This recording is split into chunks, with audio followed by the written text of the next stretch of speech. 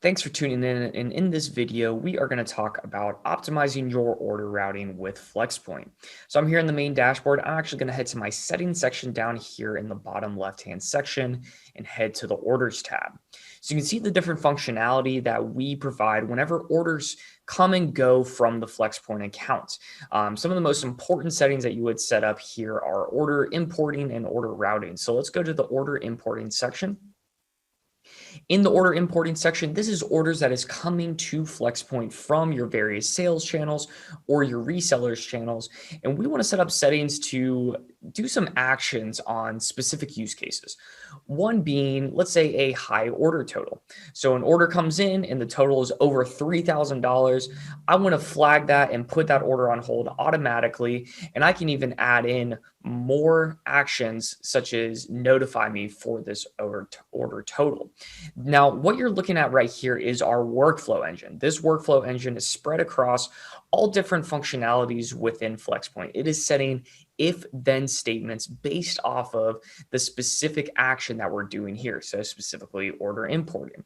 You can set up as many rules as you like. For instance, maybe international orders, we want to put that on hold. Again, just putting certain threshold and stop gaps here to really help with every use case that you run into.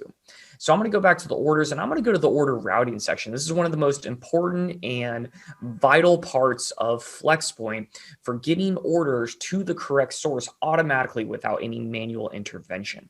Now you can see here in the top section, we have a bunch of different order routing groups that I set up. And on the bottom, we have if-then statements based off of, what we want to route to these different groups. So for instance, I've got certain routing groups for certain brands or certain locations. Let's just jump into an example real quick. So let's say for this specific brand, if an order comes in and we see this brand, I want to route that to my SIG routing group. And what does that mean? Well, let's jump into that routing group. What this means is whenever an order comes in for that brand, I'm going to go by the priority of my preferred suppliers. You can drag and drop whatever your preferred priority is. So this is a preferred supplier, and I'm going to go down here to my preferred supplier or preferred sources. And you can see I only have one enabled. So I know for a fact this brand I hold in my warehouse, and I want to always fulfill through my warehouse. Always, never want to send it to any other source. Let's send it to my warehouse because we have hooked in my order management system. So again, one specific use case we're solving here. We also have a default routing group. So everything's really going to go into this default routing group if it doesn't pertain to any of these if statements for the workflow routing.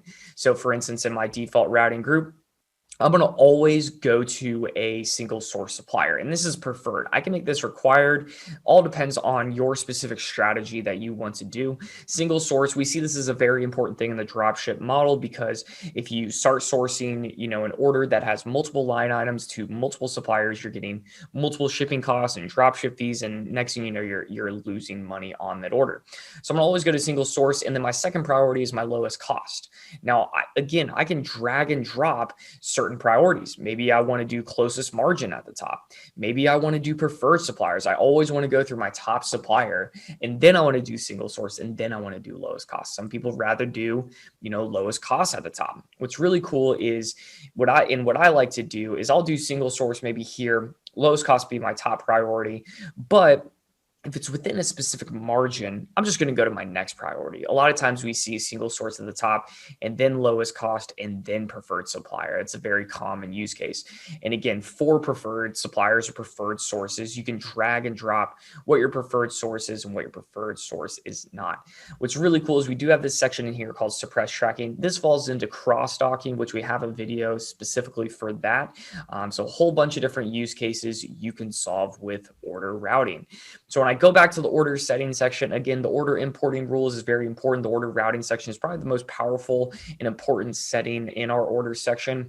You can set up different settings for policies off of shipping, invoicing, specific strategy on your fulfillment requests and purchase orders, specifically on how we want to generate that purchase order sending to our suppliers. We know every supplier and source have all different use cases. That's why we've built out this specific order routing section and really really the specific workflow engine where I can set up if-then statements to route orders to the right source automatically without any manual intervention. And that's everything you need to know about optimizing our order routing. To see this in action, make sure to request a demo with us today.